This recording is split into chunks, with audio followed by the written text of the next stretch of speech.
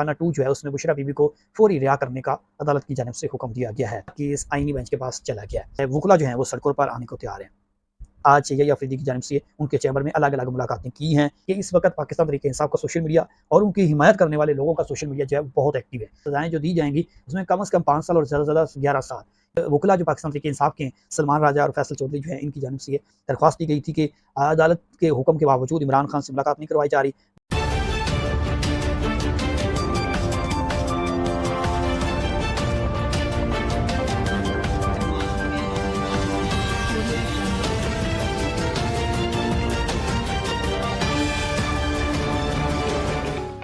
ताज़ा तरीन और अहम खबरों के साथ मैं हूं सुहेल अब्बास बलोच और आज के वीलॉग में हम बात करेंगे सबसे पहले अडयाला जेल की सूरत।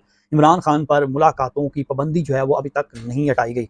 अदालत में आज जो है वो अहम समाअत हुई है और सुप्रिटेंडेंट जो अडयाला जेल जो है उनको नोटिस जारी किया गया है। इस पर बात करेंगे।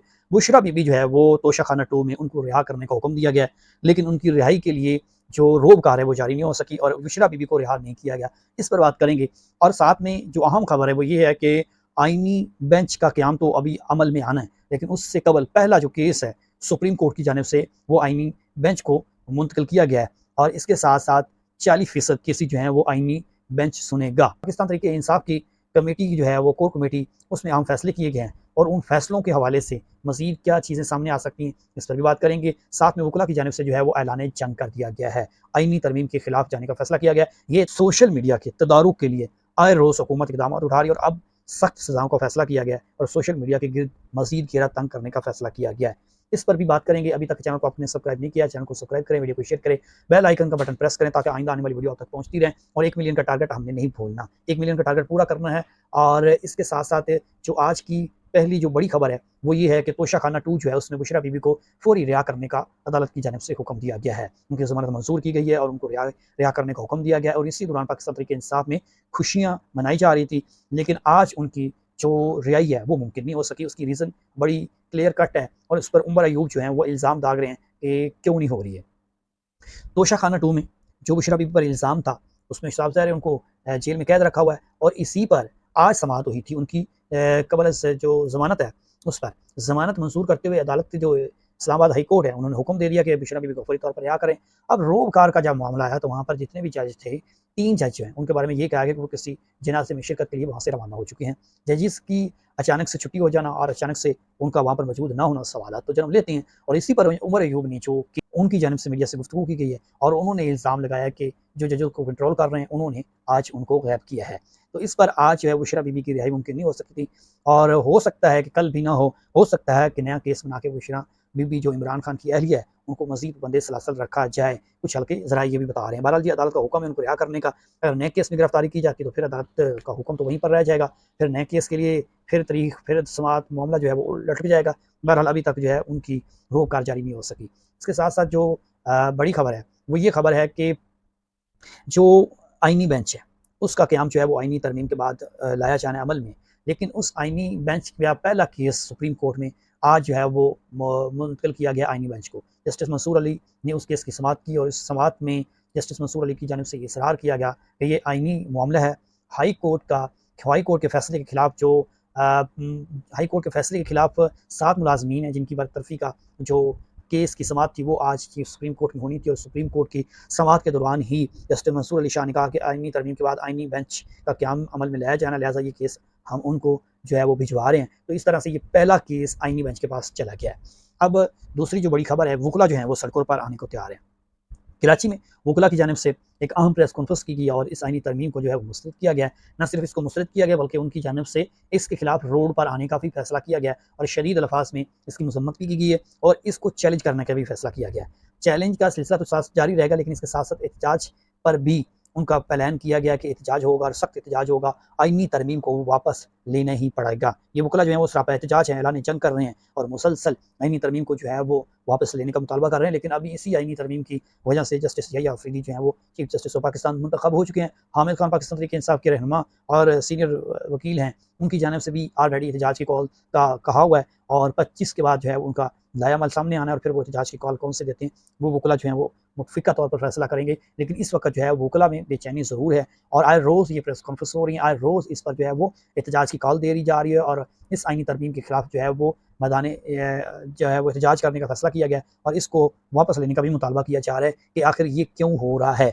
तो इसकी ये आज के वकला के ऐलान के बाद मज़ीद वकला जो हैं वो निकलने को तैयार हो रहे हैं। आइनी जो तरमीम है इसका खमियाजा जो है वो सख्त भी हो सकता है और फ़ायदा भी हो सकता है। फ़ायदा तो ऑलरेडी हुकूमत ले रही है, लेकिन इस आइनी तरमीम के खिलाफ अगर मूवमेंट शुरू हो जाती है, तारीख शुरू हो जाती है, तो फिर हुकूमत को सँभालना मुश्किल हो जाएगा।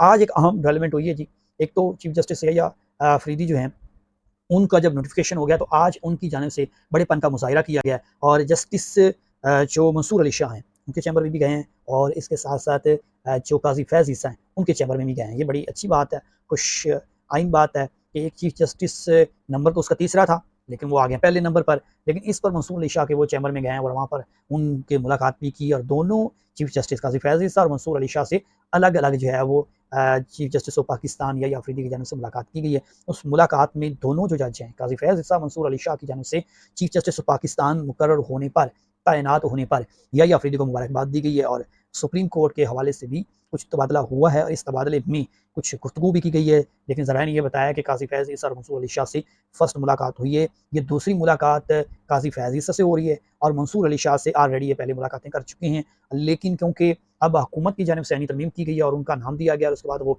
चीफ जस्टिस ऑफ पाकिस्तान मुंतखब हो गए हैं और सबसे बड़ी बात ये है कि जजिस की जो कॉन्फ्रेंस है वहाँ से खिताब भी या अफरीदी करेंगे, ना कि काज़ी फैज़ ईसा करेंगे। काज़ी फैज़ ईसा ने अपनी तकरीब लेने से भी, अलविदाई तकरीब लेने से भी इनकार कर दिया था। तो आज इस पर भी एक अच्छा इकदाम है कि चलें, अगर काज़ी फैज़ ईसा के जा रहे हैं तो उनसे भी मुलाकात कर लिए। मंसूर अली शाह साहब ज़ाहिर उनका नंबर था, वो नहीं आया, उनको भी शायद इत्मीनान में लिया गया, उनसे मुलाकात की गई हो। तो ये दिलचस्प बात ज़रूर थी कि आज यही अफरीदी की जानिब से उनके चैम्बर में अलग-अलग मुलाकातें की हैं। और इसके बाद आ जाते हैं जी सोशल मीडिया। अच्छा, सोशल मीडिया के हवाले से हुकूमत खास तौर पर मुस्लिम लीग नून और पीपल्स पार्टी बहुत खौफज़दा है, ये बात तो माननी पड़ेगी।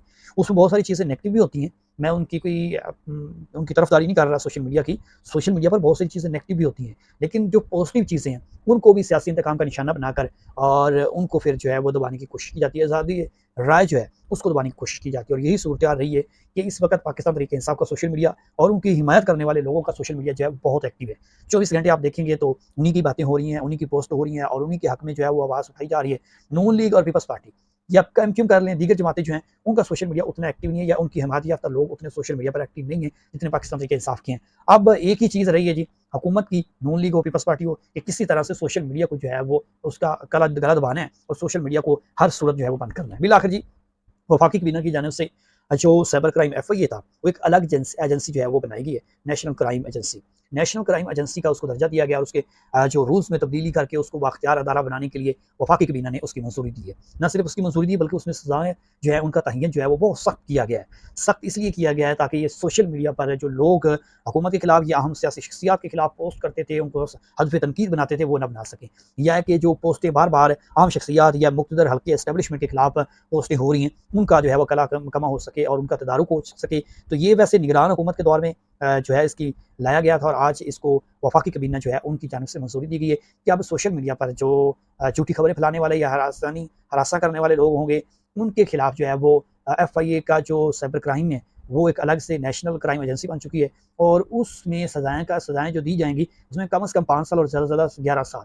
यानी आप सोशल मीडिया में कोई अहम शख्सियात के बारे में झूठी अफवाहें फैलाती हैं या उन पर कोई इल्ज़ामात लगाते हैं तो आपको 11 साल तक सज़ा हो सकती है।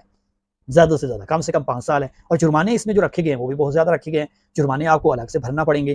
तो इस खौफ की फ़िज़ा में यकीनन सोशल मीडिया रुकेगा तो नहीं, ये नहीं हो सकता क्योंकि जब ऑलरेडी अफ़वाज पाकिस्तान के खिलाफ क्रैकडाउन कर रही थी और इसको डिजिटल दहशतगर्दी का नाम दिया गया और हुकूमत बार-बार आकर चीख रही थी कि दहशतगर्दी जो इस बार-बार ही चीख रही थी कि डिजिटल दहशतगर्दी जो है इसका खात्मा होना बहुत ज़रूरी है और इसके खात्मे के लिए जो है वो मुसलसल रोज़ कोशिशें भी की जा रही थी और ना सिर्फ कोशिश की जा रही थी, तमाम एजेंसी, पुलिस फ़ोर्स हो या दीगर एजेंसीज़ हो, उनको सोशल मीडिया के इक़्तिदारों के लिए एक्टिव रखा गया। एफआईआर दर्ज हुई, सहाफ़ियों को गिरफ्तार किया गया, सोशलिस्ट को गिरफ्तार किया गया, यूट्यूबर्स को गिरफ्तार किया गया।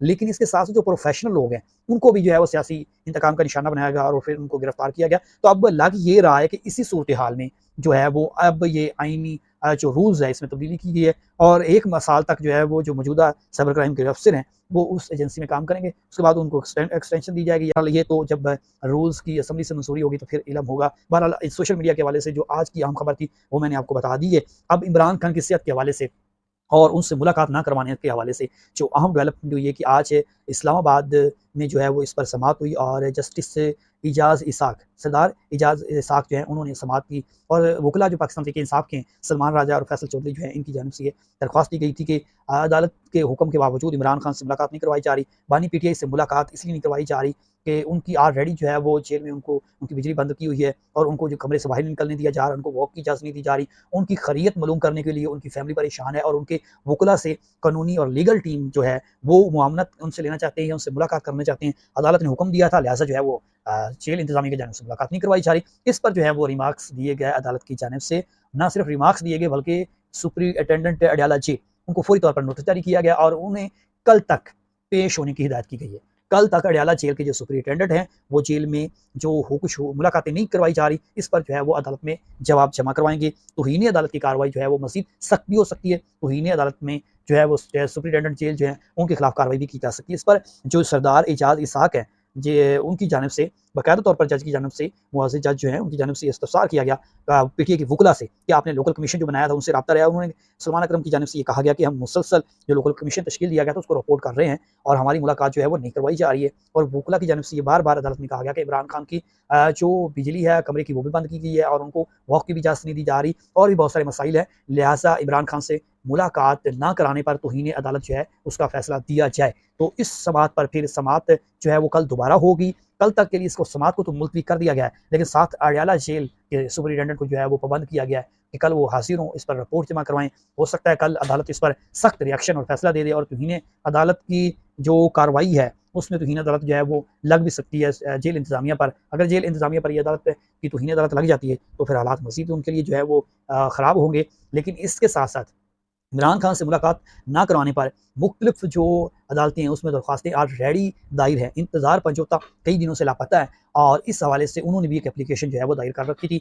लेकिन आज की जो समाअत है उसमें ये ब्रेक थ्रू हुआ है ज़रूर कि एक तो अडयाला जेल के सुपरिटेंडेंट को नोटिस जारी किया गया, समाअत जो है वो मुख्तसर रखी गई है कल तक के लिए कि कल दोबारा समाअत होगी, इसमें जवाब जमा आएगा तो इस पर तौहीन अदालत की कार्रवाई को आगे बढ़ाया जाए। ये थी अहम और बड़ी खबरें आज जो मैंने आपके साथ शेयर की। नई खबरें नए वीडियो के साथ दोबारा मुलाकात होगी। चैनल को सब्सक्राइब करना ना भूलिएगा। सुहेल अब्बास बलोच को दीजिए इजाज़त। खुदा हाफिज़।